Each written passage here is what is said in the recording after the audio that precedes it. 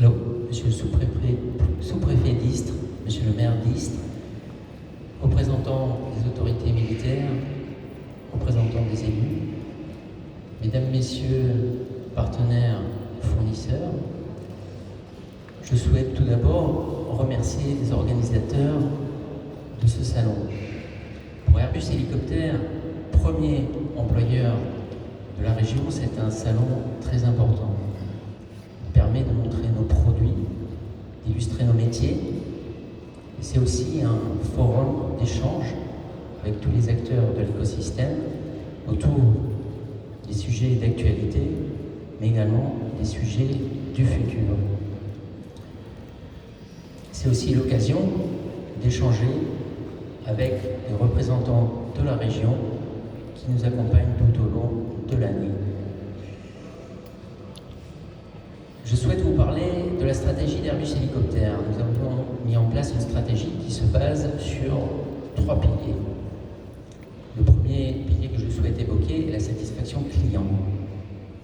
Cette activité représente aujourd'hui 50% de notre chiffre d'affaires et nous savons que nous avons des progrès à faire et que nos clients militaires attendent des efforts dans ce secteur. Nous avons engagé la refonte des contrats de support. Ça a été évoqué ici et cette base joue un rôle clé dans le dispositif puisque nous souhaitons verticaliser le support pour mieux maîtriser la chaîne de valeur bout à bout et pour mieux maîtriser la disponibilité attendue des flottes en service. Les premiers résultats sont au rendez-vous et nous venons d'ailleurs de signer un contrat innovant.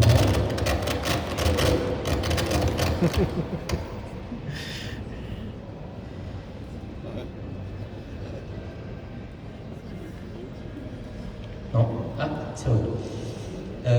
Contrat de support innovant pour le NH90 appelé NOS. Cette activité de soutien de 450 hélicoptères des forces armées françaises a été regroupée au centre d'un plateau militaire que nous appelons Centre de soutien militaire de France, MSCF, et il occupe aujourd'hui plus de 400 personnes à cette tâche. C'est là que nous animons tous nos contrats MCO. Je souhaite ensuite évoquer le deuxième axe, qui est l'innovation et le développement durable. Airbus Hélicoptère est un pionnier de l'aviation du futur. Nous l'avons montré dans le passé, nous allons continuer à nous y attacher. Le dernier exemple, c'est l'hélicoptère H160, dans lequel nous avons beaucoup œuvré pour améliorer la sécurité, améliorer la performance, mais aussi améliorer l'empreinte durable de cet hélicoptère. C'est en lui une preuve d'innovation puisqu'il incorpore pas moins de 68 nouveaux brevets mis en œuvre dans cet hélicoptère.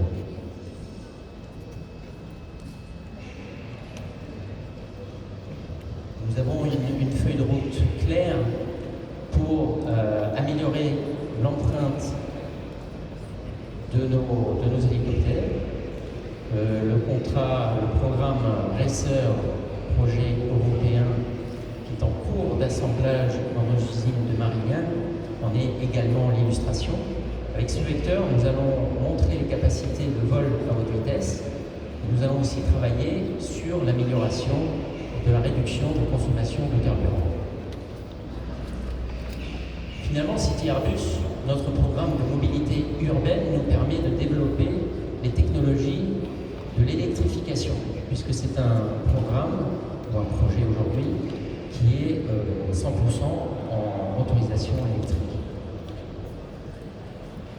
L'innovation est définitivement au cœur de notre activité. Je souhaite finalement évoquer le troisième axe, qui est la sécurité et la défense. Là aussi, ça représente 50% de notre activité. Airbus Hélicoptère est un acteur mondial majeur dans ce domaine Nous sommes aussi premier fournisseur et unique fournisseur des forces armées françaises pour les voilures tournantes. Nous avons pu avancer et renforcer notre position sur ce domaine avec la signature récente des contrats HIL, hélicoptère interarmé léger, donc la version militaire du H-160, la signature de la modernisation de nos hélicoptères d'attaque Tigre, le contrat gendarmerie nationale avec des 160, ou bien les Caracal également signés récemment. Ces contrats nous permettent de développer des technologies clés pour développer les hélicoptères du futur.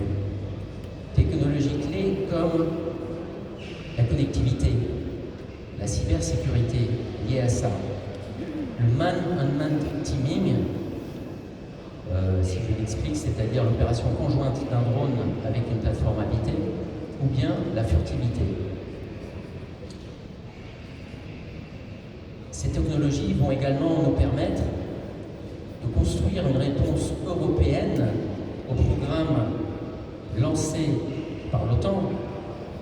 Il y en a un nommé NGRC, ou bien de l'Union européenne avec le NGRT. Pour préparer le futur, il est également nécessaire de constituer une filière de développement et d'assemblage de drones à voilure tournante. C'est ce que nous faisons avec le programme BSR 700. Ce programme est particulièrement ancré dans cette région sud, puisque nous y travaillons avec nos partenaires Gambal et Naval Group. Les essais concluants ont été menés récemment et on va continuer cette année.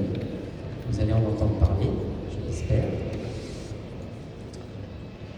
Et ce programme doit pouvoir fournir dans le futur une plateforme tactique multimission pour la Marine nationale.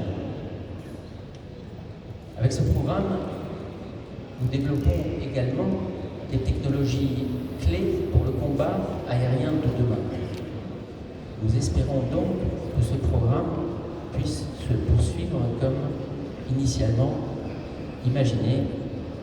Les enjeux sont importants pour nous, pour la région, je dirais même pour la défense nationale.